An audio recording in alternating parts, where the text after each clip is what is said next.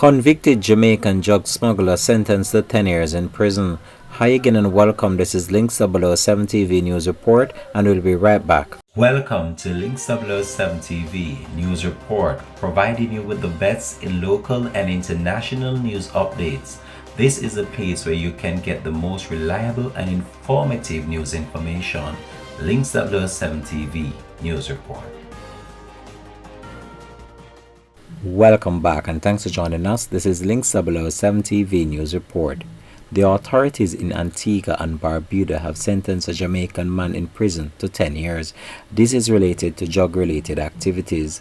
The police report that Everton Pinnock was convicted on 3 counts of drug-related activities following a drug bust in July 2020 when Pinnock, who was then 55, and another man, Patrick Burrell, 49, were jointly charged with possession of 59.75 pounds of cannabis drugs, trafficking, and also importation of cannabis.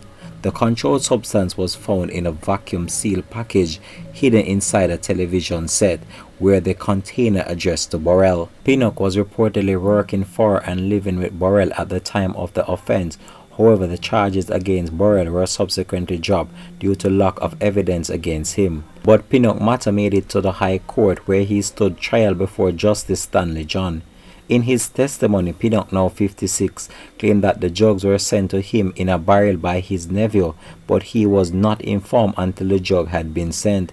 At some point in time, he introduced Burrell to his sister, who lives in the United States, and she began sending items to him. Pinnock claimed that on one of the occasions, his nephew called him and told him he had sent some weed in a barrel and it was in transit. In his police statement also, he indicated that he had spoken to his nephew earlier in a conversation and told him that he knew someone from where he can source the weed. The accused lawyer, Wendell Robinson, made arguments in closing was that Pinnock did not arrange for the drugs to be sent, but was told about the dispatch after the fact. The prosecution rebutted, saying that the very fact that Pinnock admitted that the drugs belonged to him and were sent to him is enough to convict. Justice John agreed that there was enough evidence to convict the father of 7, and whether or not he was told of the drugs after they were already sent was of no consequence. In delivering his sentence, the judge said that the Jamaican embarked upon a plan with the aid of relatives in the United States to import large quantity of cannabis into Antigua and Barbuda.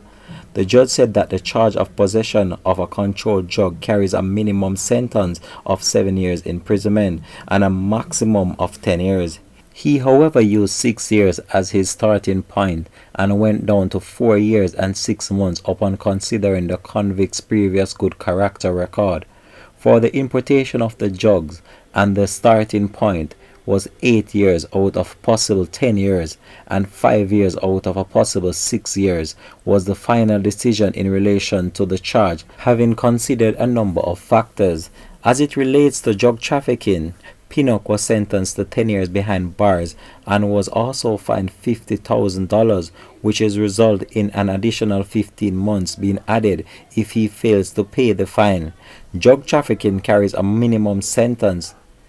Drug trafficking carries a maximum sentence of life imprisonment in that country. The sentence will run concurrently. Links 007 TV News will continue to track this story and provide you with more information to come on this. Thanks for watching.